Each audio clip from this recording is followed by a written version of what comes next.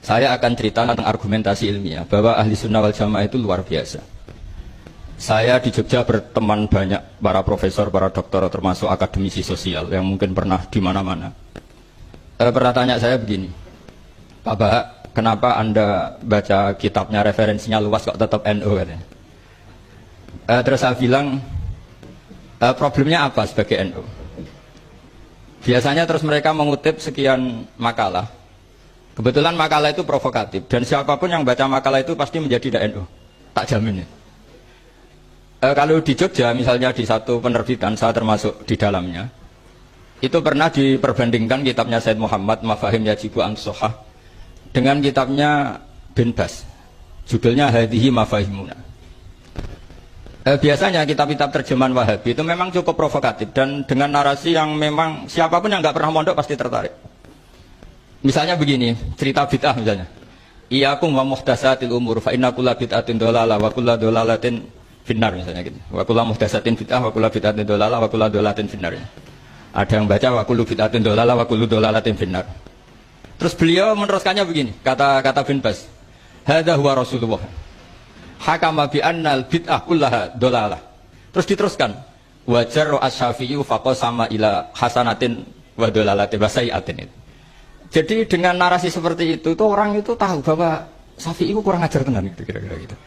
Jadi dia, ini Rasulullah yang mengatakan semua bid'ah ini dolalah, tapi Syafi'i lancang dengan membagi ada dolalah, ada sayyi'ah, ada hasanah, ada sayyi'ah. Ini aneh katanya. Wong Rasulullah yang Nabi saja bilang satu, semuanya dolalah, kok dia bilang dua. Kan? Diredaksikan Jaru'ah, kira-kira makna sedannya yang lama atau berani.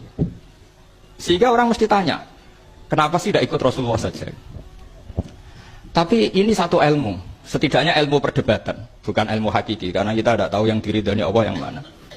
Tapi kemudian Said Muhammad dalam kitab Abu Abdul Faros juga dalam kitab-kitab beliau menyanggah itu dengan mengatakan jika makna bid'ah adalah yang nggak pernah dilakukan Rasulullah, itu salah besar. Terus beliau cerita sekian hal, termasuk yang diceritakan adalah ada seorang sahabat ketika sholat dengan Rasulullah tidak pakai doa mainstream, yaitu ketika itidal sahabat tadi bilang Alhamdulillah hamdan katsiran thayyiban mubarakan fih.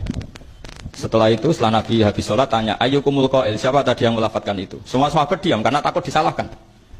Tapi apa yang dikatakan Nabi?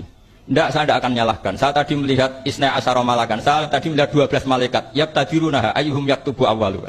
Semuanya itu bergegas siapa yang nulis awal. Terus kata sahabat tadi, ha anada ya Rasulullah. Padahal ini satu kalimat yang bahkan Rasulullah tidak mengajarkan. Dan Rasulullah bahkan iskal. Kenapa ada kalimat itu? Tapi toh dibenarkan oleh Allah dan Rasul. Cerita Said Muhammad kedua adalah ada sahabat setiap ngimam itu main kulhu.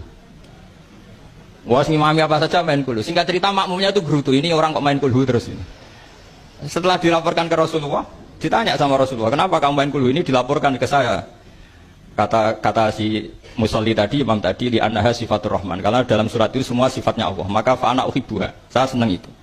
Apa kata Rasulullah? Saya disuruh bilang Allah ke kamu bahwa Allah mencintai kamu karena kamu mencintai kulhu. Terus keterusan sampai sekarang itu orang-orang NU baca kulhu terus itu.